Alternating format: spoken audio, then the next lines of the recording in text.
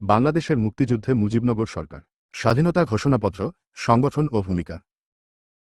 The Mujibnagar government, proclamation of independence, structure and role in the liberation war of Bangladesh.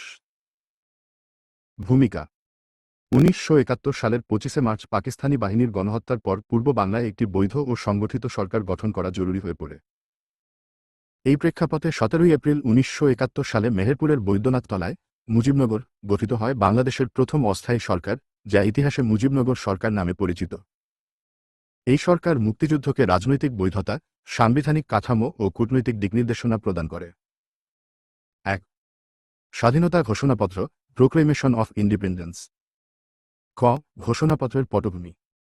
১৯৭০ সালের নির্বাচনে আওয়ামী লীগের নিরঙ্কুশ বিজয়। ক্ষমতা হস্তান্তরে পাকিস্তানি শাসকদের অস্বীকৃতি। ২৫ মার্চের গণহত্যা ও বঙ্গবন্ধুর স্বাধীনতা ঘোষণা। সাংবিধানিক বৈধতা প্রতিষ্ঠার প্রয়োজন দেখা দেয়। খ. ঘোষণাপত্রের বিষয়বস্তু। বাংলাদেশকে স্বাধীন ও সার্বভৌম রাষ্ট্র ঘোষণা। জনগণের সর্বময় ক্ষমতা, পপুলার সভারেন্টি স্বীকৃতি। বঙ্গবন্ধু শেখ মুজিবুর রহমানকে রাষ্ট্রপতি। সর্বাধিনায়ক ঘোষণা। পাকিস্তান সরকারকে অবৈধ ঘোষণা।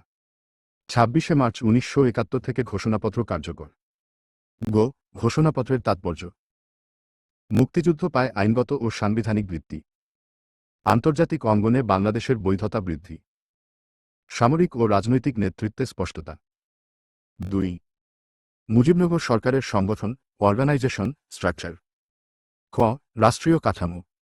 রাষ্ট্রপতি বঙ্গবন্ধু শেখ মুজিবুর রহমান। উপরাষ্ট্রপতি ও ভারপ্রাপ্ত রাষ্ট্রপতি সৈয়দ নজরুল ইসলাম। প্রধানমন্ত্রী তাজউদ্দিন আহমদ। খ. মন্ত্রিসভা সদস্যরা। খন্দকার মোশতাক আহমদ, পররাষ্ট্র।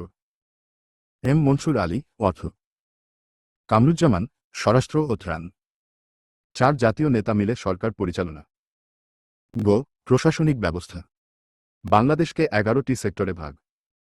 সেক্টর কমান্ডার নিয়োগ। মুক্তিবাহিনী গঠন ও পরিচালনা। ৩. মুক্তিযুদ্ধে মুজিবনগর সরকারের ভূমিকা। ১. রাজনৈতিক নেতৃত্ব প্রদান। মুক্তিযুদ্ধের কেন্দ্রীয় দিকনির্দেশনা। আন্দোলনকে সশস্ত্র যুদ্ধে রূপান্তর। রাজনৈতিক ঐক্য বজায় রাখা। ২. সামরিক সংগঠন ও পরিচালনা। মুক্তিবাহিনীর কার্যকর পরিচালনা। নিয়মিত বাহিনী ও গেরিলা বাহিনী গঠন। প্রশিক্ষণ ও অস্ত্র সংগ্রহ। ৩. কূটনৈতিক ভূমিকা। আন্তর্জাতিক সমর্থন আদায়। ভারতসহ বিভিন্ন দেশের সমর্থন আদায়। বিদেশে বাংলাদেশ মিশন স্থাপন। বিশ্ব গণমাধ্যমে পাকিস্তানি গণহত্যা তুলে ধরা। ৪. অর্থনৈতিক ও প্রশাসনিক কার্যক্রম। যুদ্ধকালীন রাষ্ট্র পরিচালনা। যুদ্ধ তহবিল গঠন। শরণার্থী ব্যবস্থাপনা। ত্রাণ ও পুনর্বাসন কার্যক্রম। ৫. মনস্তাত্ত্বিক ও নৈতিক ভূমিকা। মুক্তিযোদ্ধাদের অনুপ্রেরণা। বৈধ সরকার থাকার ফলে যোদ্ধাদের মনোবল বৃদ্ধি। জনগণের আস্থা দৃঢ়। সামগ্রিক মূল্যায়ন। মুজিবনগর সরকার ছিল মুক্তিযুদ্ধের রাজনৈতিক মস্তিষ্ক, কূটনৈতিক মুখপাত্র। সীমিত সম্পদের মধ্যেও কার্যকর ভূমিকা। উপসংহার। মুজিবনগর সরকার ছিল বাংলাদেশের মুক্তিযুদ্ধের প্রাণকেন্দ্র।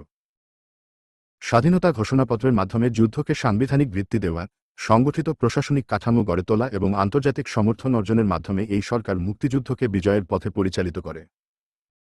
তাই নিঃসন্দেহে বলা যায়, মুজিবনগর সরকার ছাড়া বাংলাদেশের স্বাধীনতা অর্জন কল্পনাতীত।